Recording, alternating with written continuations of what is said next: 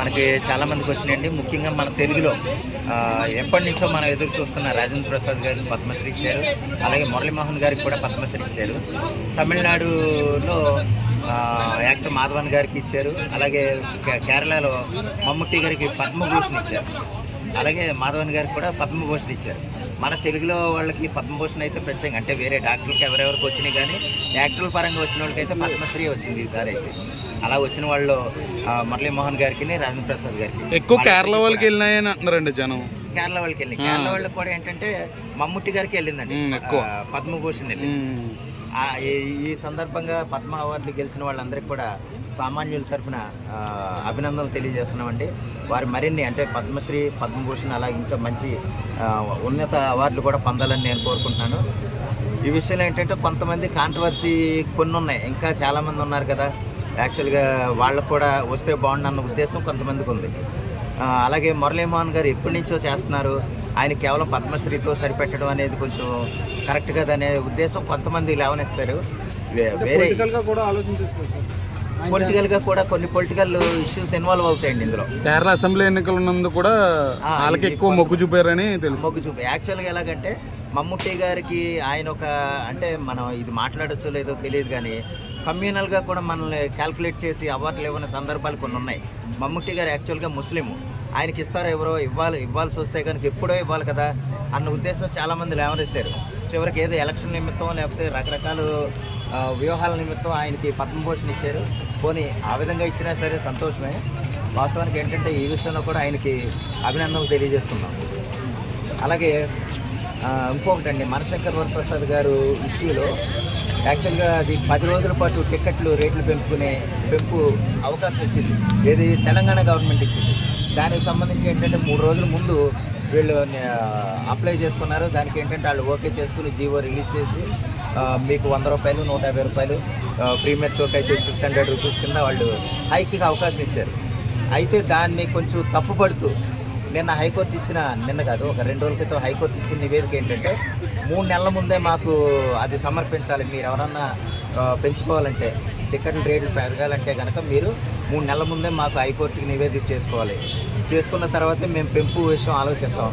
అయితే ఇప్పుడు మనశంకర్ వరప్రసాద్ గారి విషయంలో అదేదో గవర్నమెంట్ ఏదో చేసింది కానీ ఈ 10 రోజుల్లో వచ్చిన ఆదాయం, ఎక్స్ట్రా ఆదాయం చూస్తే కనుక, అంటే పెంపు వల్ల వచ్చిన ఆదాయం చూస్తే 42 కోట్ల వరకు ఉంది. 42 కోట్లు కూడా మీరు లెక్క చెప్పి దానికి గవర్నమెంట్కి ట్యాక్స్ కట్టాలని హైకోర్టు ఒక ఆర్డర్ వేసింది. అదేంటంటే ఎంత ఆర్డర్ వేసినా అది గవర్నమెంట్ ఇచ్చిన జీవో ప్రకారం వాళ్ళు నడుచుకున్నా తప్ప వీళ్ళు ఇష్టం వచ్చినట్టు వీళ్ళు పెంచుకోవడం కుదరదండి. అందువల్ల ఏంటంటే హైకోర్టు 3 నెలల ముందు మాకు నివేదిక చేసుకోవాలన్నది కూడా అది కరెక్ట్ కాదు. ఎలాగంటున్నానంటే లాస్ట్ 1 వీక్ ముందు కూడా సాంగ్ షూట్ తీసేవాళ్ళు లేదా సెన్సార్కి వెళ్ళేవాళ్ళు ఉంటారు.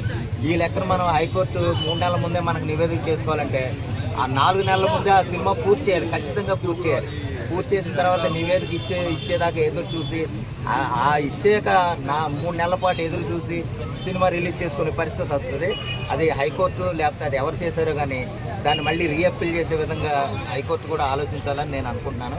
3 నెలల ముందు అయితే అది జరిగే విషయం కాదు. ఎందుకంటే 3 నెలల దాకా కార్మికులు ఊరుకోరు, నిర్మాతలు ఊరుకోరు, సినిమాలు ఊరుకోరు, లేదా 3 నెలల దాకా థియేటర్లు కూడా ఖాళీగా ఉండవు.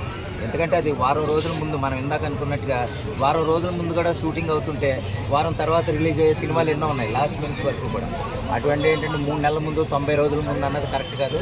అదొకసారి మళ్ళీ తిరిగి పరిశీలించాలనేది నా కోరిక. నెక్స్ట్ ఇంకోటి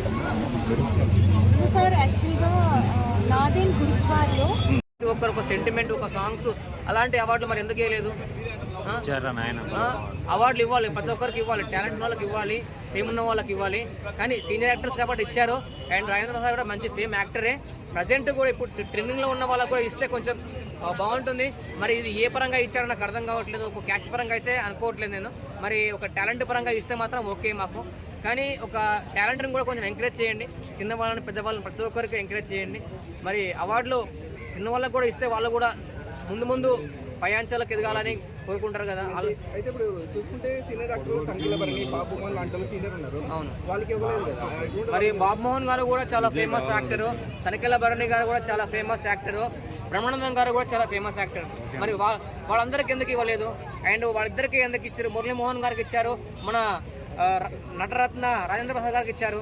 మరి వాళ్ళందరికి ఇచ్చారు, మరి ఇప్పుడు వీళ్ళందరికీ ఎందుకు ఇవ్వలేదు? అంటే వీళ్ళు యాక్టర్స్ గా, రమణానందన్ గారు కమెడియన్ గారా, అతను యాక్టింగ్ తెలుగు వాళ్ళకి తక్కువ, కేరళ వాళ్ళకి ఎక్కువ ఇచ్చారు బ్రో. అంటే కేరళ వాళ్ళకు, అంటే మన తెలుగు వాళ్ళకి ఇవ్వరా? ఓన్లీ కేరళ వాళ్ళే యాక్టర్సా? మన వాళ్ళు యాక్టర్స్ గారా? మన వాళ్ళు కూడా ఫేమ్ యాక్టర్స్ ఉన్నారు. బలగా సినిమా వేణు ఆయన ఏ విధంగా పోయింది సినిమా తెలుసు కదా. ప్రతి ఒక్కరు గుండె మీద చేసుకొని చెప్పురి. బలగా సినిమా వేణు గారు, మీ యాక్టింగ్కి, మీరు చేసే విధానానికి ఒక సినిమా తీసి, సింపుల్ సినిమా తక్కువ బడ్జెట్లో తీసి ప్రతి ఒక్క హృదయాన్ని ఆకట్టుకున్నారు మీరు. ఇప్పుడు మళ్ళీ ఇంకో సినిమాతో వస్తున్న ఎల్లమ్మ సినిమా అని ఒకటి వచ్చింది, అది టీజర్ రిలీజ్ అయింది. అది ఎలా ఉంది, ఇది ఎలా ఉంది? కొంచెము జూనియర్స్ కూడా కొంచెం ఎంకరేజ్ చేయండి, పెద్దవాళ్ళని ఎంకరేజ్ చేయండి. చాలామంది ఫేమస్ యాక్టర్స్ ఉన్నారు. దీన్ని బట్టి మరి ఏ పరంగా మీరు ఇచ్చారో నాకు అర్థం కావట్లేదు. నేను ఒక ఆడియన్స్గా చెప్తున్నాను, ఇది నాకు అర్థం కావట్లేదు ఫస్ట్ ఆఫ్ ఆల్. మరి మీకు ఏమైనా అర్థమైతే కామెంట్ చేయండి ఫ్రెండ్స్. థ్యాంక్స్ అండి.